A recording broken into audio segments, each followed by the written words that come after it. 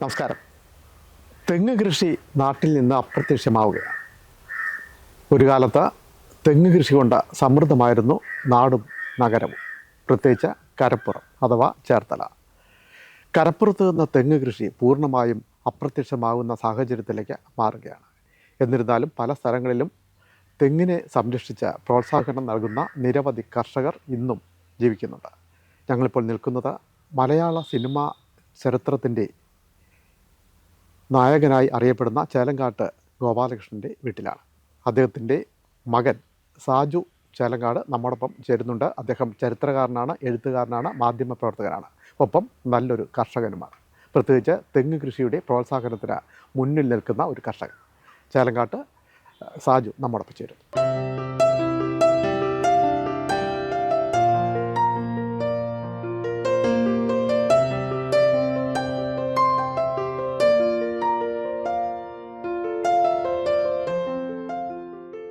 നമസ്കാരം.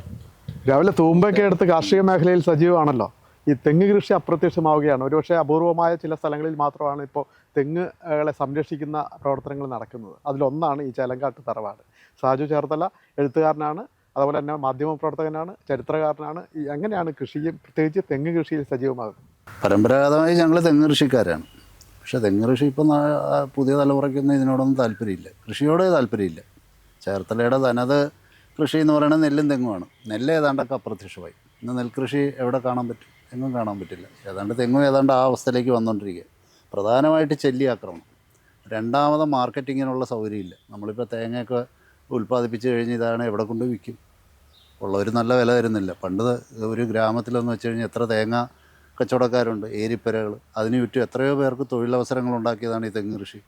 തൂമ്പാപ്പണിക്കാരായിട്ടും തേങ്ങ വെട്ട് തൊഴിലാളികളായിട്ടും കൊപ്ര കന്നിട്ട തൊഴിലാളികളും ഒക്കെ ആയിട്ട് എല്ലാം ഈ ഒരു മരത്തെ ആശ്രയിച്ചുകൊണ്ട് ആ 10,000-കണക്കിന് ആൾക്കാർ ഇവിടെ ജീവിച്ചിരുന്നു. മാത്രമല്ല കയറൊക്കെ അതിൻ്റെ ഉൾപ്പെടെ വലിയൊരു ജനവിഭാഗത്തെ ഊട്ടി വളർത്തിയ സാധനമാണ് നമ്മുടെ തെങ്ങെന്ന് പറയുന്നത്. പക്ഷേ ആ തെങ്ങ് കൃഷിയെ ഒന്ന് സംരക്ഷിച്ച് നിർത്താനായിട്ട് ഒരു സർക്കാർ ഒന്നും ചെയ്യുന്നില്ല. കഴിഞ്ഞ കുറേ നാളായിട്ട് ഒന്നും കൃഷിഭവൻ വഴി നമുക്ക് കൃഷിക്കാർക്ക് കിട്ടുന്നില്ല.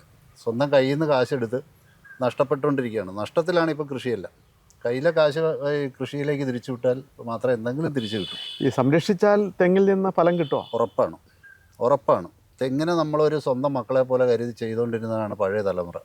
അവർ കൃത്യമായി അതിന് തടം വെട്ടും, വളമിട്ട് മൂടും, നനയ്ക്കും, പറമ്പ് കൊത്തി കൂമ്പിൽ വയ്ക്കും, പിന്നെ അത് കൊത്തി വരണ്ടി തീയിടും. ഒക്കെ നന്നായിട്ട് അതിനെ പരിപാലിച്ചുകൊണ്ടിരുന്നതാണ്. ഈ പുതിയ തലമുറ വൈറ്റ് കോളർ സംസ്കാരത്തിലാണ് വന്ന കുഴപ്പം. ഈ വൈറ്റ് കോളറാണ് ഈ കുഴപ്പം മുഴുവൻ ഉണ്ടാക്കിയത്. തെങ്ങ് കൃഷി ഏതാണ്ട് ഭയങ്കര ഭീകരമായ നഷ്ടത്തിലെ കലാശിക്കുള്ളൂ എന്നൊക്കെ പറഞ്ഞൊരു ദുഷ്പ്രചരണം വന്ന് അതിലവർ വീണും പോയി. പൊതുവെയുള്ള മടി, കൃഷിയിലേക്ക് ഒരു കൂടുതൽ ഒന്ന് പ്രോത്സാഹിപ്പിക്കാനായിട്ട് ആരും ഒന്നും ചെയ്യുന്നുമില്ല. കൃഷിഭവൻ എന്ന് പറയുന്ന വാതിൽ തുറന്ന് 10 തൊട്ട് 5 വരെ ഇരിക്കുന്ന ഒരു കെട്ടിടം മാത്രമായിപ്പോയി. യാതൊന്നും കൃഷിക്കാർക്ക് കിട്ടില്ല. കഴിഞ്ഞ ഒരു 3 വർഷമായിട്ട് എനിക്ക് കൃഷിഭവൻ വഴി ഒരു ചുക്കും കിട്ടിയിട്ടില്ല. എന്തിനാണെന്ന് പോലും ആലോചിച്ച് പോയിട്ടുണ്ട്. ഇതിൻ്റെ മുമ്പിൽ വന്നിട്ട് കർഷകരുടെ കണ്ണീര് മേടിച്ച് കൂട്ടി വയ്ക്കുകയാണ് ഈ കൃഷിഭവനൊക്കെ. എന്തിനാ ഇത്? അത് ഏത് ഗവൺമെൻറ് വന്നാലും തെങ്ങ് കൃഷിയോട് യാതൊരു വിധമില്ല. ബഡ്ജറ്റിലൊക്കെ കോടികൾ അനുവദിച്ചു എന്നൊക്കെ പറയുന്നുണ്ട്, പക്ഷേ കൃഷിക്കാരനൊന്നും കിട്ടും. ചേലങ്കാട്ട് തറവാട്ടിലെ സാജു ചേലങ്കാട്ടിന് ഈ കാർഷിക മേഖലയിൽ നിന്നുള്ള വരുമാനം കിട്ടിയിട്ട് ജീവിക്കേണ്ട ആവശ്യമില്ല. പക്ഷേ പിന്നീട് എന്തുകൊണ്ടാണ് ഈ കാർഷിക മേഖലയെ ജീവിതത്തോട് ചേർത്ത് പിടിക്കുന്നത്? അല്ല, നമ്മൾ കൃഷിയാണല്ലോ മനുഷ്യൻ തുടക്കത്തിൽ തൊട്ടുള്ളത്. വെറുതെ ഒരു എക്സർസൈസ് ആയിട്ട് കാണണം, വ്യായാമം മാത്രമല്ല. എനിക്ക് തെങ്ങിനോടും കൃഷിയോടും വല്ലാത്തൊരു കമ്പമുണ്ട്. അത് ഇവിടെ തന്നെയല്ല, എവിടെയായാലും ശരി. ഞാൻ പോയാൽ നല്ല കൃഷിഭൂമി കണ്ടാൽ കുറേ നേരം നോക്കിയിരിക്കും. എനിക്കൊരു ഫാം ടൂറിസം എന്ന് പറയുന്ന വലിയൊരു താല്പര്യമുള്ളൊരു ഇതാണ്. ഇന്ന് വളരെ നമ്മൾ വികസിപ്പിക്കേണ്ട ഒരു സാധനമാണ്. ടൂറിസം മേഖലയിൽ കുറേ വള്ളത്തിൽ തുഴഞ്ഞു പോക്കും വെള്ളമടിയൊന്നുമല്ല. ഇതുപോലെയുള്ള ഫാമുകളൊക്കെ ഉണ്ടാക്കി അവിടെ പോയി ഇതെല്ലാം കണ്ട് നല്ല കൃഷിയെ പറ്റിയൊക്കെ ഒന്നറിയാം. ഇതൊക്കെ ചെയ്യാൻ പറ്റും. അതുവഴി പുതിയ തലമുറയ്ക്ക് കൃഷിയെപ്പറ്റി ബോധവാന്മാരാക്കാൻ പറ്റും. ഇവിടെ ഇപ്പോൾ എത്ര തെങ്ങുണ്ട്? ഇവിടെ ഏതാണ്ട് 100-ന്റെ അടുത്ത് തെങ്ങുണ്ട്, ചെറുതും വലുതായിട്ട്. എത്ര ഏക്കർ സ്ഥലത്ത്? ഇത് 1.5 ഏക്കറിൻ്റെ അടുത്തുണ്ട്. പക്ഷേ 1.5 ഏക്കറിൽ 100-ലേറെ തെങ്ങുണ്ടോ? ഉണ്ട്. ഇതല്ലായിരുന്നു. തെങ്ങ് എത്രണ്ണം പോയി. ചെല്ലി ആക്രമണം വളരെ രൂക്ഷമാണ്. ചെല്ലി ആക്രമണം എൻ്റെ അനുഭവത്തിൽ ഇപ്പോൾ ചാണകം കിട്ടാനില്ല. ഉള്ളത് ഉണക്ക ചാണകമൊക്കെ ആയിട്ട് വരുന്നത്. പക്ഷേ കോഴിവളത്തെ ആശ്രയിച്ചാണ് കൂടുതൽ കുഴപ്പം. കോഴിവളം ഇട്ട ആ വർഷം ചെല്ലി ഭയങ്കരമായിട്ട് രൂക്ഷമായ ആക്രമണം ഉണ്ടായി. നല്ല കാവലുള്ള തെങ്ങെല്ലാം പോയി. ചെല്ലി നമുക്കൊരിക്കലും യോജിക്കാത്ത ഒരു ഇതാണ് തമിഴ്നാട്ടിൽ നിന്ന് തന്നെ കോഴിവളങ്ങൾ. അതിൽ നിന്നാണ് കൂടുതൽ കീടങ്ങൾ ഇവിടെ ഇപ്പോൾ ബാധിച്ചേക്കുന്നത്. നമ്മുടെ നാട്ടിലൊക്കെ പണ്ടൊക്കെ ഇങ്ങനെ ഈ തെങ്ങിൻ്റെ തടവെടുക്കൽ, മോട്ടോർ വെച്ച് വെള്ളം അടിക്കൽ, അതുപോലെ തന്നെ കുളം വെട്ടൽ, തോട് വെട്ടൽ, ഇതൊക്കെ സജീവമായിരുന്ന ഒരു കാലം ഉണ്ടായിരുന്നല്ലോ. അതൊന്നും ഇന്ന് കാണാനില്ല. ഇവിടെ തെങ്ങിനെ തടവെടുക്കുന്നുണ്ടോ? ഞാൻ തെങ്ങിന് എല്ലാ വർഷവും ഞാൻ ഒറ്റയ്ക്ക് തന്നെ ഈ കൃഷിപ്പണിയെല്ലാം ചെയ്യുന്നത്. നന്നായിട്ട് തെങ്ങിന് തടമെടുക്കും, നനയ്ക്കും, വളമിടും, എല്ലാം ചെയ്യും. നഷ്ടവും ലാഭവും ഞാനത് നോക്കുന്നില്ല. നല്ല ആരോഗ്യമുള്ള തെങ്ങ് നിൽക്കണമെന്നൊരു ആഗ്രഹം കൊണ്ട് മാത്രം ചെയ്യുന്നതാണ്. അതുവഴി നമുക്ക് നല്ലൊരു ആരോഗ്യം കിട്ടും, നല്ലൊരു വ്യായാമം കിട്ടും. അതാണ് നമ്മുടെ ഒരു ലക്ഷ്യം. അപ്പോൾ പുതിയ തലമുറ വ്യായാമത്തിനൊക്കെ നടപ്പും അതുപോലെ അനുബന്ധ പരിപാടിയൊക്കെ നടക്കുന്ന സമയത്ത് കൃഷിപ്പണി ചെയ്താൽ മതിയല്ലേ? ഈ ജിമ്മിൽ പോണ നേരം കൊണ്ട് ഇവിടെ വന്ന് എന്തെങ്കിലുമൊക്കെ കൃഷി ചെയ്യാൻ മേല. സ്വന്തം നാട്ടിലൊരു 10 വാഴ വയ്ക്കുകയോ 10 തെങ്ങും തൈ വയ്ക്കുകയോ എന്തെങ്കിലും ചെയ്താൽ പോരെ. ഈ ജിമ്മിൽ പോയി വെറുതെ വേർപ്പൊഴുക്കേണ്ട വല്ല കാര്യമുണ്ട്? പൈസ അങ്ങോട്ട് കൊടുത്ത് എക്സർസൈസ് ചെയ്യാം. ഇതാണ് അങ്ങോട്ടാണ് കാശ് കൊടുക്കുന്നത്. ഇത് ഇങ്ങോട്ട് വരുമാനം കിട്ടുന്നതാണ്. അത് ചെയ്യില്ല. നല്ല പച്ചക്കറി കൃഷി ചെയ്യട്ടെ, അതും ചെയ്യില്ല. നല്ല പരിശീലനവും കൂടിയാവും. പരിശീലനമാണ്. മണ്ണുമായിട്ട് കൂടുതൽ ഇതാവും, മനസ്സ് വേറൊരു തണുക്കും, പൈസയും കിട്ടും. നല്ലൊരു സാധ്യമായ മനസ്സ് നമ്മുടെ കയ്യിലുണ്ട്. നമ്മൾ പഴയ കർഷകരെയൊക്കെ ഒന്ന് എടുത്തു നോക്കിക്കുക. എല്ലാവരും വളരെ പദസ്ഥരും, എന്ത് കാര്യങ്ങളും ധൈര്യപൂർവ്വം, നല്ല ആരോഗ്യവാന്മാരും, മാനസികമായിട്ട് ശാരീരികമായിട്ടും നല്ല ആരോഗ്യവാന്മാരും. ഇന്ന് പിള്ളേരൊക്കെ എന്തെങ്കിലും പറഞ്ഞു കഴിഞ്ഞാൽ ഉടനെ ആത്മഹത്യയിലേക്കാണ് പോണത്. പക്ഷെ കൃഷി വകുപ്പ് അവകാശപ്പെടുന്നത് നന്നായിട്ടെല്ലാം പ്രവർത്തിക്കുന്നുണ്ട് എന്നാണല്ലോ പണ്ടത്തെക്കാളും. അവകാശം കടലാസിലേ ഉള്ളൂ, നമുക്കൊന്നും കിട്ടുന്നില്ല. ഒരു ആനുകൂല്യം കിട്ടുന്നില്ല. കഴിഞ്ഞ ഒരു 3 വർഷമായിട്ട് ഒന്നും കിട്ടിയിട്ടില്ല. തെങ്ങ് കൃഷി പാടെ നശിച്ചുകൊണ്ടിരിക്കുന്നു. പണ്ട് പമ്പ് സെറ്റുകൾ നമുക്ക് കിട്ടണ പകുതി വിലയ്ക്ക് കിട്ടുമായിരുന്നു, അതുപോലും ഇന്നില്ല. ഇപ്പം തെങ്ങ് കൃഷി അല്ലാണ്ട് എന്തൊക്കെയാ ചെയ്യണം? വാഴ ഉണ്ടായിരുന്നു, മാവ്, ഫലവൃക്ഷങ്ങളുണ്ട്, നെല്ലി, മാവ്, അതെല്ലാം ഉണ്ടായിരുന്നു. കപ്പയൊക്കെ ഉണ്ടായിരുന്നു, എല്ലാം ഉണ്ടായിരുന്നു. ഉണ്ട്, എല്ലാം ഉണ്ടായിരുന്നു. പക്ഷേ ഇപ്പോൾ ഉടുമ്പും കീരിയാണ് പ്രധാന കപ്പയുടെ ശത്രു. കപ്പ അടിയെ മാന്തി കൊണ്ടുപോവാ കീരി. ചേമ്പ് ഞാൻ കുറേ വെച്ചിരുന്നു, ഒരൊറ്റ ചേമ്പ് കിട്ടിയില്ല, എല്ലാം കീരി കൊണ്ടുപോയി. തെങ്ങിൻ്റെ ഇടവിളയായിട്ട് ഞാൻ ഒരു 100-400 വാഴ വെച്ചിരുന്നതാണ്, എല്ലാം പുഴു കയറിപ്പോയി. ഇപ്പം അതിൻ്റെ ഒരു അവശിഷ്ടമായിട്ട് കുറച്ച് നിൽപ്പുണ്ട്. ഒരു 10 കൊല്ലത്തിന് മുമ്പ് ഒരു എത്ര തേങ്ങ കിട്ടുമായിരുന്നു? ഒരു 2000 തേങ്ങ വരെ കിട്ടിക്കൊണ്ടിരുന്നതാണ്. 2000-3000 തേങ്ങ വരെ ഇവിടെ കിട്ടിക്കൊണ്ടിരുന്നത് ഈ ഒരു പറമ്പിൽ. ഇപ്പോൾ കൂടി വന്ന ഒരു 500-600 തേങ്ങ കിട്ടും. കാര്യം നന്നായിട്ട് പരിപാലിച്ചു കഴിഞ്ഞാലും വാഴ തെങ്ങെല്ലാം പോയി. ഇപ്പോൾ ഇത് കണ്ടില്ല, ഈ തെങ്ങെന്ന് തന്നെ ഒരു നല്ല ഇതിൽ മകരം കുമ്പത്തിൽ ഒരു 100 തേങ്ങ കിട്ടിക്കൊണ്ടിരുന്ന തൈത്തെങ്ങ. പക്ഷെ ഒരു സുപ്രഭാതത്തിൽ അതിൻ്റെ കൂമ്പൊടിഞ്ഞ് താഴ്ത്ത് കിടന്നു. അധികം വൈകാതെ തെങ്ങ് കൃഷി നാശവും. കാര്യം സർക്കാരിൻ്റെ കയ്യിൽ നിന്ന് യാതൊരു പ്രോത്സാഹനം ഇല്ല. കൃഷി വകുപ്പിൽ കുറച്ച് ഈ ക്വാളിഫൈഡ് ആയിട്ടുള്ള വൈറ്റ് കോളേഴ്സ് കയറിയിരിപ്പുണ്ട്, മണ്ണുമായിട്ട് ഒരു കൃഷി ഓഫീസർമാർ. ആദ്യമേ ഇവരെ പിരിച്ചുവിടണം. അവരെ പിരിച്ചുവിട്ടിട്ട് തനി കൃഷിക്കാരെ കൃഷി ഓഫീസറായിട്ട് വയ്ക്കും. ഇവിടെ കാർഷിക നല്ലൊരു നിർദ്ദേശമാണ്, കൃഷിക്കാരെ കൃഷി ഓഫീസർമാരാക്കണം. നല്ല എഡ്യൂക്കേറ്റഡുള്ള കൃഷിക്കാരില്ല. അവർ പണ്ട് നമ്മുടെ ആയുർവേദം ഇതുപോലുള്ള മേഖലകളിൽ പ്രൊഫസർ ഓഫ് എമിറേറ്റ്സ് എന്നൊക്കെ പറഞ്ഞ് നിയോഗിക്കും. കാര്യം നാട്ടുവൈദ്യന്മാരാണ്. പക്ഷേ അവർ സാധാരണ ഉള്ളതിലേക്കായാലും നല്ല പാണ്ഡിത്യമുള്ളവരാണ്. അവരെ കൊണ്ടുവന്ന് അന്നത്തെ രാജാവും ഇവരെയൊക്കെ തേടി പിടിച്ച് അവരെയൊക്കെ നിയമിക്കും. അതിൻ്റെ ഗുണം അന്നത്തെ തലമുറയ്ക്ക് കിട്ടി. അതുപോലെ ഈ കൃഷിക്കാരെയൊക്കെ കൃഷിയായിട്ടും മണ്ണുമായിട്ടും പരിചയമുള്ളവരെയൊക്കെ പിടിച്ച് ഇത് കൃഷി ഓഫീസറായിട്ട് വയ്ക്കണം. ഈ ഫയലിൻ്റെ ഇടയിൽ ഇരുന്ന് തെങ്ങും തൈയും നെല്ലും ഒക്കെ ക്ലിപ്പിക്കാന്ന് മൂഢവിചാരവും കൊണ്ടിരിക്കണം. ഈ ബ്രിട്ടീഷുകാരുടെ കാലത്തൊക്കെ തെങ്ങ് കൃഷിക്കൊക്കെ വലിയ പ്രോത്സാഹനം നൽകിയിരുന്നെന്ന് കേൾക്കുന്നുണ്ടല്ലോ. താങ്കൾ ഒരു ചരിത്രകാരൻ കൂടിയാണല്ലോ. ഈ തൊട്ടടുത്ത പ്രദേശമാണല്ലോ ആയിരം-തൈ. അതെ. അല്ല, ബ്രിട്ടീഷുകാർ അവർ സർക്കാർ ലെവലിൽ വലിയ സഹായമൊന്നും കൊടുത്തില്ലെങ്കിലും അന്നത്തെ വിപണി അതിശക്തമായിരുന്നു.